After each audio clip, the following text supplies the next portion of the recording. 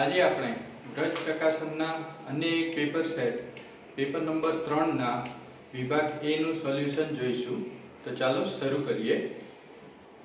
પ્રશ્ન નંબર 1, નાનામાં નાની અવિભાજ્ય સંખ્યા અને નાનામાં નાની વિભાજ્ય સંખ્યાનો લસાઅ ખાલી જગ્યા થાય. તો નાનામાં નાની અવિભાજ્ય અને નાનામાં નાની વિભાજ્ય સંખ્યાનો આપણને લસાઅ પૂછ્યો છે. તો લસાઅ નાનામાં નાની અવિભાજ્ય સંખ્યાઓ 2 થી શરૂ થાય છે. તો સૌથી નાનામાં નાની અવિભાજ્ય સંખ્યા 2 છે. તેમજ નાનામાં નાની વિભાજ્ય સંખ્યા, તો નાનામાં નાની વિભાજ્ય સંખ્યા એ 4 છે. 2 અને 4 નો લસાઅ પૂછ્યો છે. તો લસાઅ આપણે સૌ જાણીએ છીએ કે 2 અને 4 નો લસાઅ આવશે 4. તો અહીંયા આપણો ઓપ્શન A સાચો થશે. જો ગુસાઅ પૂછ્યો હોય તો 2 અને 4 નો ગુસાઅ એ 2 થશે. ત્યારબાદ પ્રશ્ન નંબર 2, દ્વિઘાત સમીકરણ ax² bx c બરાબર 0 ના વિવેચકનું સૂત્ર ખાલી જગ્યા છે. તો અહીંયા આગળ વિવેચકનું સૂત્ર પૂછ્યું છે. આપણે સૌ જાણીએ છીએ કે વિવેચક d બરાબર b² - 4ac થાય છે, જે આપણો અહીંયા b જવાબ.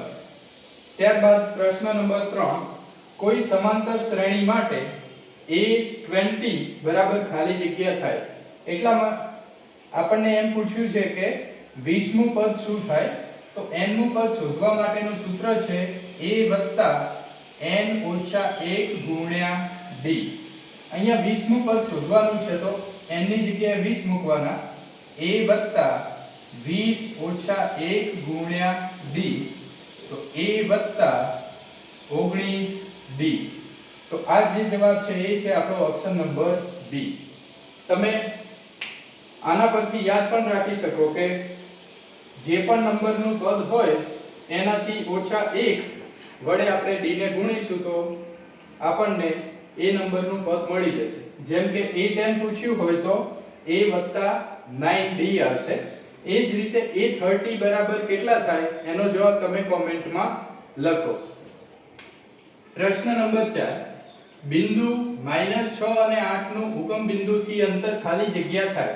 તો આપણે સૌ જાણીએ છીએ કે કોઈ પણ બિંદુનું ઉગમ બિંદુથી અંતર એ વર્ગમૂળમાં x² + y² થી શોધી શકાય છે, જ્યાં x એ x યામ છે અને y એ y યામ છે.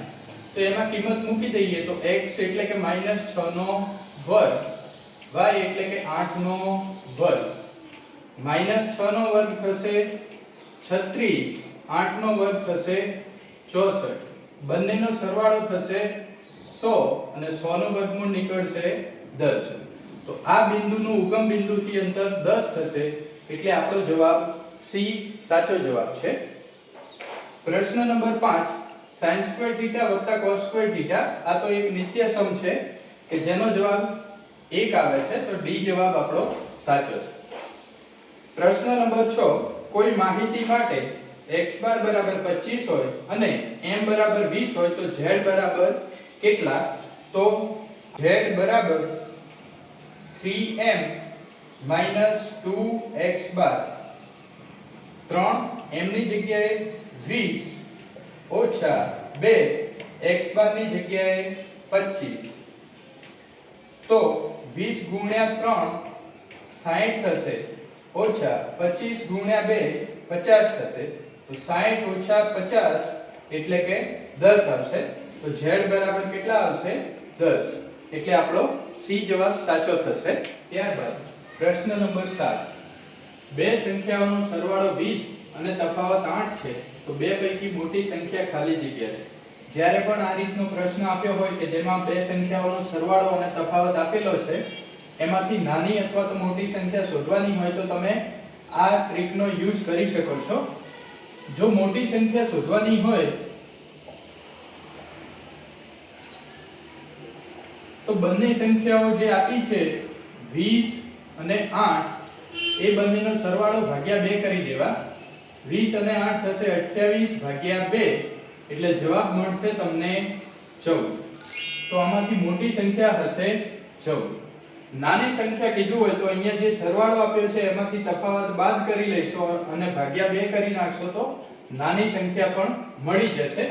જેમ કે 20 ઓછા 8 ભાગ્યા 2 એટલે કે 12 ભાગ્યા 2 તો થઈ જશે 6. તો મોટી સંખ્યા 14 નાની સંખ્યા 6 બંનેનો સરવાળો 20 થઈ જશે અને તફાવત 14 ઓછા 6 એટલે કે 8 થઈ જશે.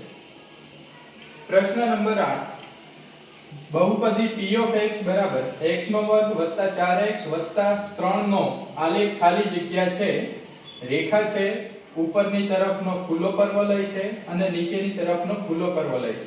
તો અહીંયા નક્કી કરવા માટે પહેલા તો અહીંયા દ્વિઘાત બહુપદી આપેલી છે એટલે આ જવાબ નહીં આવે.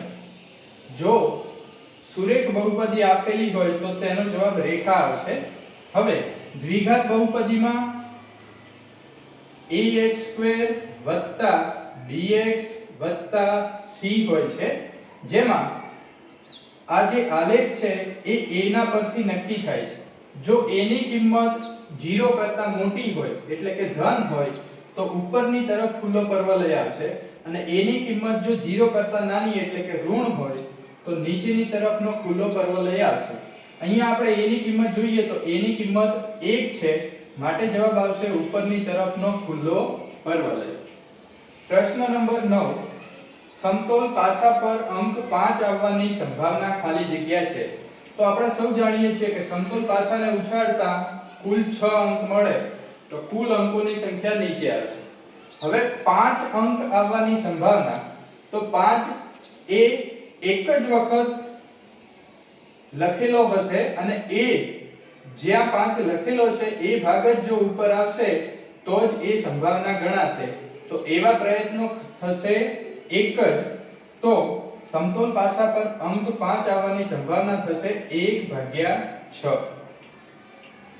એ જ રીતે સમતોલ પાસા પરના કોઈ પણ એક અંક આવવાની સંભાવના પૂછે તો જવાબ હંમેશા 1/6 આવશે. પ્રશ્ન નંબર 10 1 10² 45 બરાબર ખાલી જગ્યા. તો હવે આ મૂલ્ય આપણને શોધવા માટે કીધું છે કે જેના માટે આપણને tan 45 નું મૂલ્ય ખબર હોવી જોઈએ. તો કોઈ પણ ત્રિકોણમિતિય વિધેયના ગુણોત્તરના મૂલ્યો યાદ રાખવા માટેની એક સરળ રીત છે, જે તમે જોવા માંગતા હોય તો આઈ બટન પર ક્લિક કરીને જોઈ શકો છો. 1 10² 45, તો 1 tan 45 ની કિંમત થાય છે 1 અને એનો વર્ગ, તો 1 1 નો વર્ગ થશે 1, તો 1 1 એટલે જવાબ આવશે 2. પ્રશ્ન નંબર 11 વર્તુળની છેદિકા વર્તુળની ખાલી જગ્યા બિંદુમાં છેદે છે. અહીંયા ખાસ ધ્યાન રાખીશું કે વર્તુળની છેદિકા પૂછેલી છે. છેદિકા એ વર્તુળને બે બિંદુમાં છેદે, જ્યારે સ્પર્શક એ વર્તુળને માત્ર ને માત્ર એક જ બિંદુમાં છેદે. ત્યારબાદ પ્રશ્ન નંબર 12 નીચેના આવૃત્તિ વિતરણમાં મધ્યસ્થ વર્ગ ખાલી જગ્યા છે. તો આપણે સૌ જાણીએ છીએ કે મધ્યસ્થ વર્ગ માટે પહેલા સંચયી આવૃત્તિ CF ગણવી પડે. તો પહેલા 8 થશે, 8 + 7 એટલે 15 થશે, 15 + 12 એટલે 27, 27 + 10 એટલે 37 અને 37 + 2 એટલે કે 39 થશે. તો અહીંયા કુલ આવૃત્તિ 39 થઈ. હવે મધ્યસ્થ વર્ગ નક્કી કરવા માટે n/2 એટલે કે 39/2 કરવા પડશે, જેનો જવાબ આવશે 19.5. તો હવે આ સંચયી આવૃત્તિમાં કોની પછી 19.5 આવે છે, તો 15 ના પછી 19.5 આવે છે, તો મધ્યસ્થ વર્ગ થશે 30 થી 45. તો આપણો જવાબ આવશે 30 થી 45. એમાં જો બહુલક વર્ગ નક્કી કરવાનો કીધો હોય તો સૌથી મોટી આવૃત્તિ કઈ છે? 12. તો એમાં પણ જવાબ 30 થી 45 જ આવશે. ત્યારબાદ ખરા ખોટા 13મો પ્રશ્ન છે 6√3/√3 એ સમય સંખ્યા છે. તો √3 અને √3 કેન્સલ થઈ જશે, વધશે એકલા 6 અને 6 એ સમય સંખ્યા છે, તો વિધાન સાચું છે. પ્રશ્ન નંબર 14 બહુપદી y = p of x નો આલેખ અહીંયા આપણને આપેલો છે. આ કિસ્સામાં p of x ના શૂન્યોની સંખ્યા 4 છે. તો અહીંયા આપણે જોઈ લઈએ કે જો x અક્ષને જેટલા પણ બિંદુઓમાં છેદતું હોય એ એના શૂન્યની સંખ્યા થશે. અહીંયા 1, અહીંયા આગળ 2, અહીંયા આગળ 3, અહીંયા આગળ છેદતું નથી, તો અત્યારે શૂન્યની સંખ્યા 3 જ છે, એટલા માટે આ વિધાન છે ખોટું. પણ જો આપણને અહીંયા આગળ આ વક્ર છે એ આ રીતે તીર કરીને આપેલો હોય તો શૂન્યની સંખ્યા 4 થઈ જશે, ભલે x અક્ષને છેદતું નથી. ત્યારબાદ પ્રશ્ન નંબર 15, દ્વિચલ સુરેખ સમીકરણ માટે a1/a2 is not equal to b1/b2 સ્થિતિમાં સુરેખ સમીકરણ યુગ્મ સુસંગત છે. આ વિધાન સાચું છે કે ખોટું આપણે જણાવવાનું છે. તો a1/a2 not equal to b1/b2 આપેલું છે. સુસંગત હોવાનો મતલબ છે કે એમને જે પણ બંને દ્વિઘાત સમીકરણ હશે એમને એક ઉકેલ અથવા તો અનંત ઉકેલ હશે. તો હવે ઉકેલ કેટલા છે અથવા તો સુસંગત છે કે નહીં એ જાણવા માટે આપણે આ રેખાનો ઉપયોગ કરીશું. બરાબરમાં એક આમ છે અને એક આમ છે, બંને એક બિંદુએ છેદે છે અહીંયા આગળ બે રેખાઓ. તો આપણે એ રીતે યાદ રાખીશું કે જો a1/a2 બરાબર not equal to b1/b2 હોય તો બંને રેખાઓ એક બિંદુએ છેદશે, અને એક બિંદુએ છેદશે તો એમને એક ઉકેલ હશે, અને એક ઉકેલ હશે તો એ સુસંગત હશે, માટે વિધાન સાચું છે. પ્રશ્ન નંબર 16, પ્રયોગની તમામ પ્રાથમિક ઘટનાઓનો સરવાળો 1 થાય છે. તો આપણને સૌને ખ્યાલ છે કે પ્રયોગની બધી જ પ્રાથમિક ઘટનાઓનો સરવાળો 1 થાય છે, તો આ વિધાન સાચું છે. પ્રશ્ન નંબર 17, સમાંતર શ્રેણીનું n મું પદ શોધવાનું સૂત્ર લખો.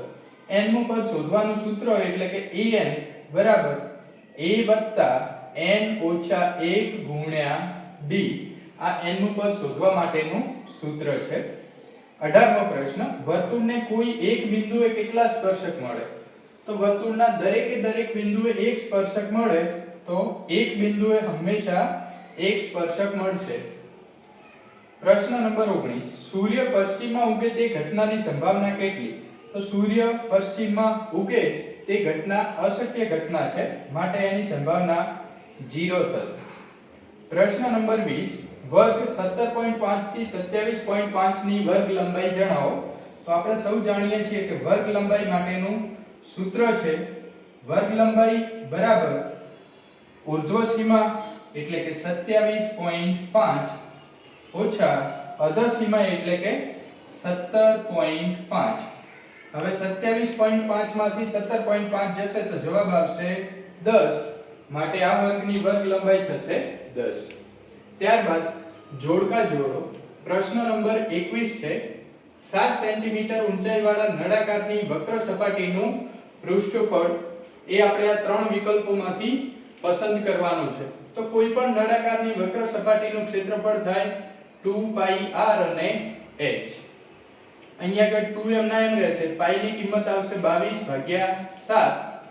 r એમના એમ રહેશે કેમ કે r આપ્યા નથી, અને h છે 7. તો 7 અને 7 કપાઈ જશે, 2 × 22 એટલે 44 × r. તો 44 r વાળો જવાબ છે b. શંકુનું ઘનફળ એ નળાકારના ઘનફળ કરતા ત્રીજા ભાગનું હોય છે. તો નળાકારનું ઘનફળ πr²h, એના કરતા ત્રીજો ભાગ એટલે 1/3πr²h. તો શંકુનું ઘનફળ થશે 1/3πr²h. પ્રશ્ન નંબર 23, લઘુ વૃત્તાંશનું ક્ષેત્રફળ. તો આ એક સૂત્ર છે, લઘુ વૃત્તાંશનું ક્ષેત્રફળ હંમેશા યાદ રાખવાનું, ક્ષેત્રફળ એટલે કે ત્રિજ્યાનો વર્ગ તો હશે જ. તો લઘુ વૃત્તાંશના ક્ષેત્રફળ માટે πr²θ/360. અર્ધ વર્તુળનો પરિઘ, આખા વર્તુળનો પરિઘ આવે છે 2πr. અર્ધ વર્તુળ એટલે કે પૂરા વર્તુળના બે ભાગ, તો ભાગ્યા 2 લખીશું, 2 અને 2 કટ થઈ જશે, જવાબ આવશે πr. તો આ આપણો જવાબ એ છે. આજે આપણે વ્રજ પ્રકાશનના પ્રશ્ન પત્ર 3 નું સોલ્યુશન જોયું. અન્ય પ્રશ્નપત્રોના સોલ્યુશન પણ ઝડપથી મૂકવામાં આવશે. ધન્યવાદ.